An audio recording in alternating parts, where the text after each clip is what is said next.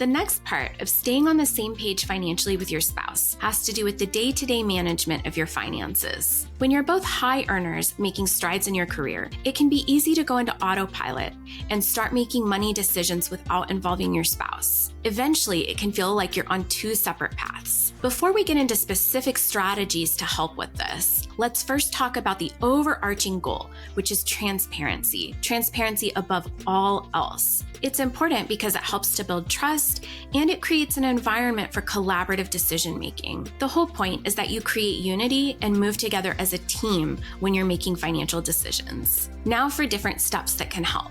The first one is agreeing to a specific dollar amount that you'll discuss before moving forward with a purchase. An example could be that you'll discuss any purchase if it's above $50 before you move forward with that purchase. And you can choose any dollar amount that you feel comfortable with as a couple.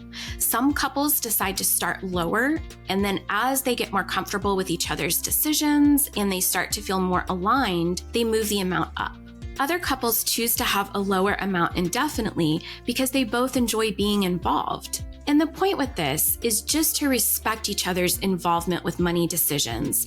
The next step is dividing responsibilities and ensuring each other's involvement. It's common in marriage for one person to take over bill pay, account management, and tracking spending and savings. And that's fine, but we still want to be sure that both spouses have a way to be involved in finances. Even if both spouses don't want to be involved, it's still really important when we're talking about moving forward as a team. One way that you might divide responsibilities is that one person could take over bill pay and account management, and the other person could take over tracking expenses and the big picture of how your money is being used in your life. If that wouldn't work in your marriage, another option is for one person to take over the numbers, and then the other person could create an agenda for your money conversations, which we'll talk about next. It's okay to choose responsibilities that you feel comfortable with, but remember how important it is for both of you to be involved.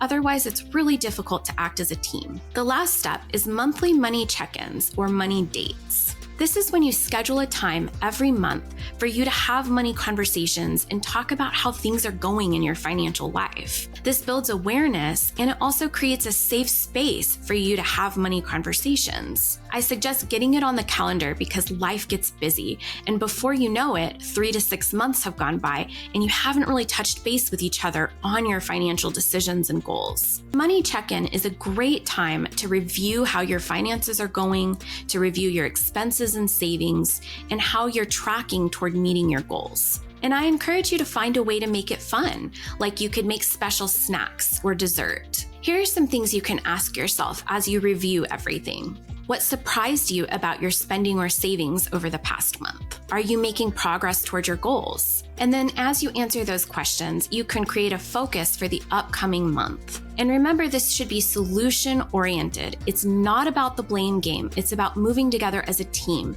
How can you support each other in moving forward toward your goals? As you implement these steps, you'll notice that you feel more aligned with each other when it comes to money decisions. And you'll also have a space to reevaluate your goals and discuss whether something needs to be changed as life changes. And remember that as you go through the steps, you want to be open with each other about how your individual values can be represented in your money decisions. Don't forget to subscribe to my channel and be on the lookout for the next part of this series.